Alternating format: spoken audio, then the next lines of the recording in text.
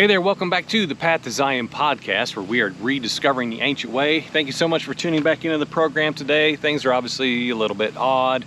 Obviously not down in the studio. I'm at the edge of the pasture here. And before I get started, I just want to let you know, in case you follow the program at all, it's been very quiet for weeks now. Without getting into it, we did Feast of Tabernacles, Sukkot, about 2 weeks ago, I guess now. I don't know, maybe more. And so we were out of touch for that amount of time. And then this crazy storm, hurricane of sorts, came here to the Appalachians, and things have been very odd, to say the least, out of the ordinary, of course, with the weather that we got here. And I just want to use that as a segue, because that is what really got me to sit right here right now and discuss what in the world we would do. What are we going to do if things don't get any better? But what if things actually get worse? And so the question that really rose up in me this morning as I was out here on our property, we've gone almost a full week without power here where we live. We had incredible winds here for this area. We're used to winds, but man, not like that. So we had a lot of trees go down, power poles cracked off, power lines are just buried under scores of trees. Fences are down, that sort of thing, but our home, our barn, our cars, our lives, our animals, everybody's fine. I'm telling people we are, by comparison with just an hour or two from here with horrendous flooding, we're just inconvenienced. And so we're very blessed to be here where we are.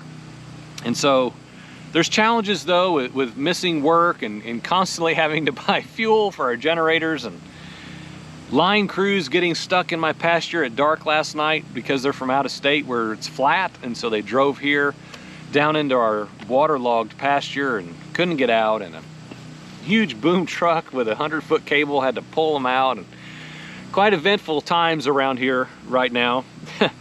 But this morning, as I'm just getting the day started, it was super foggy and dark, and so I'm gassing up the generator and getting things started, and I'm walking over to open up our chickens, and I just had a little honest moment in my heart. I'm like, Father, I'd like things to just get back to normal around here.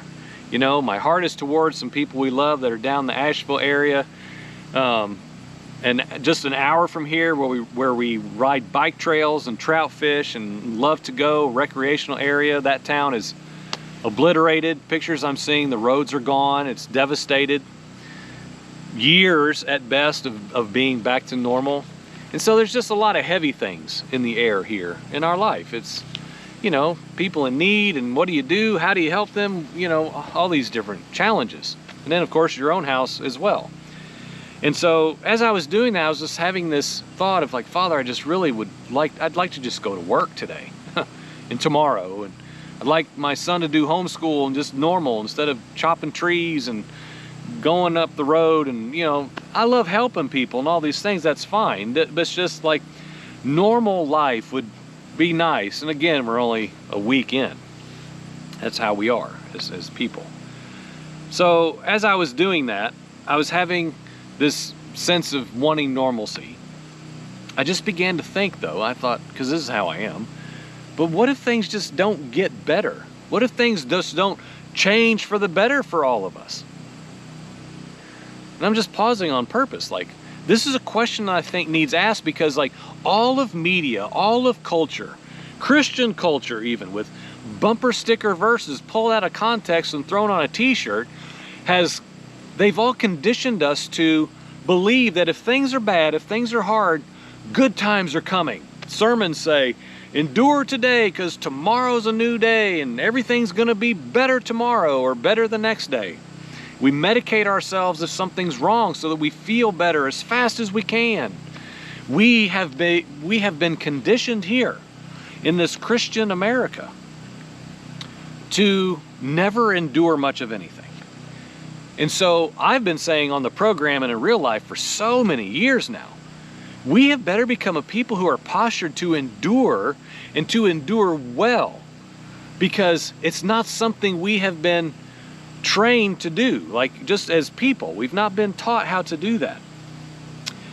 And so I think it's something that we need to consider, that if things don't get better, whether by natural circumstances or by design, and I'll put right over here, We have a lot of discussions in real life. It doesn't make it on here too much, but we believe a lot of things that are taking place and will take place are by design, but you have been duped to believe that it's just all natural happenstance. But friend, these things are complicated and deep, and we're not going to go there today. Most people aren't interested in even entertaining the idea yet, but they will in increments as we go. So no matter how it comes or how it's orchestrated to unfold, we need to ask this question. Well, what if things continue to get worse instead of instant relief, instead of just a relief brought to our discomfort, our dis-ease, okay? Our disruption of life. And so I asked these questions because I wrote some notes, so I got right to my point. What if infrastructures continue to fail? Okay? What if labor strikes broaden? What if there are more chemical explosions? What if war, which is already throughout the earth, what if that comes here to U.S. soil? What if your presidential candidate doesn't win and all of the fear-mongering things that you're told are going to happen if this person wins, if this person wins, if this person... What if those all come to pass and then some and more? What if roads aren't repaired? Right now, we can't drive to see our friends in Asheville the way we do several times a month, a couple times a month at least. We can't use those roads. They're not there in parts. They're broken. The bridges are missing, washed away. Interstates, friend. What if power crews don't show up to restore our power here today or tomorrow or next week or next month? What if they don't come? What if the system that we are dependent upon doesn't show up to help us? What if food supply pipelines fail? What if all these millionaire saviors that are popping up in the media that are rushing in to help everyone, what if they stop helping? And here's the greater question. This is down a few floors for people to consider. In my opinion, what's worse, what if these saviors that are coming in to help everyone and we're here to help you, what if they are actually part of the prophesied peace and safety and you fall for it? We need discernment, friends. We need discernment, or we're going to be postured so easily because we're so dependent and so we're lacking self-sufficiency. We are at least susceptible, if we're not careful and spiritually discerning, to be lured into a peace and safety offering. We have everything you need right here, friend. I don't want to be like that. And we're not just talking natural things only here.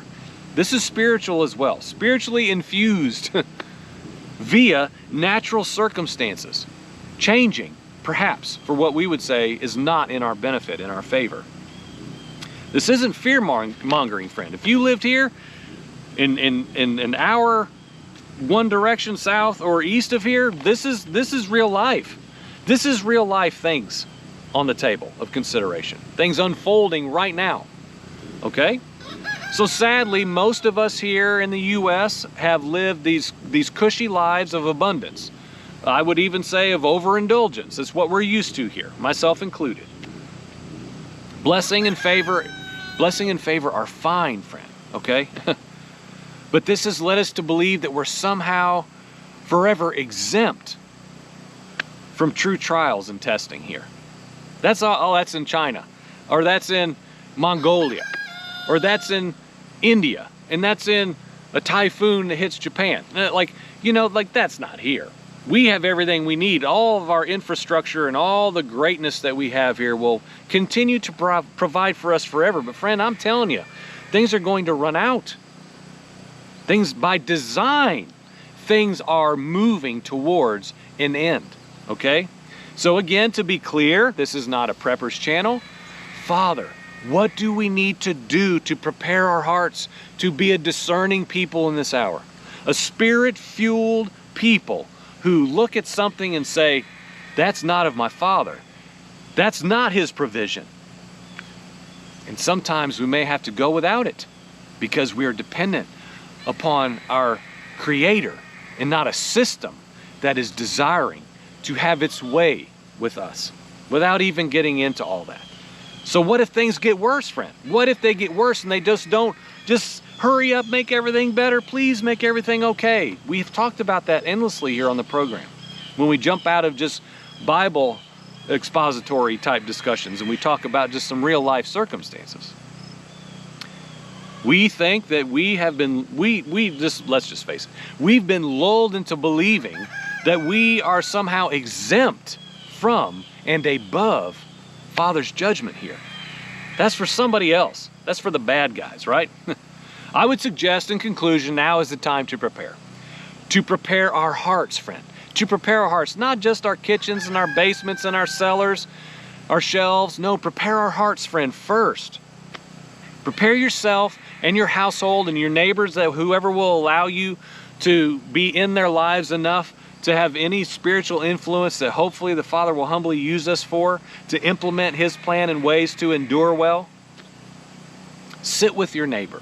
Take them a bag of food. Listen to them. See what the Spirit is saying through you, through us, to them, to encourage them and remind them. This is what the Word says. This is what the Word says. This is prophesied. This was prophesied. The Messiah said this. We knew this would come. We knew it. We've been told. Let's be those people that are unmoved, unswayed, the best we can be, friend, yet still rooted in reality. Okay? So what if things just don't get better? I'm just saying, what if? They might all go back to normal, whether incrementally here, in a week or two, hopefully we'll have power. An hour from here where flooding is devastated, it's going to take months and years. But if things continue on, restoration will come. Probably so. I don't know. But I'm asking a question that few seem to be asking, because everybody's just wanting to medicate a problem and just put your arm around someone and tell them it's all going to be okay soon. It's okay. It's okay soon. I promise. Friends, what if not? I'm just saying, what if it's not? What then? Who will be prepared in here to endure well and not so caught off guard if things don't get better? And so here's a question. Are you ready if things actually get harder, worse, instead of better? Are you ready? Am I? And so before we rush into this immediate answer, this patriotic Christian evangelical American, bring it on. No, I'm a real life guy, and I'm saying you better be careful, because we don't know yet. We don't know. Those people who had their whole lives washed away by a river mere days ago, within an hour drive of here, they had no idea, friend, how they would endure until right now. And in the middle of it, they are learning things that they never knew they would have to go through, endure. That's the reality of life. Let us be those people who are rooted in reality, and don't get so puffed up in ourselves to think, man, nothing's going to get me. You know how many guns I have? I just say to them, big deal. Big deal.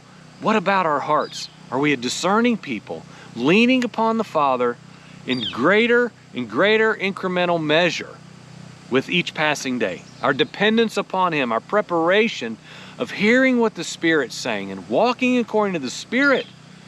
Why? So that we are, in a deepest, most spiritual way, we are preserved and safe in here, in that untouchable place, more so than out here, to be clear.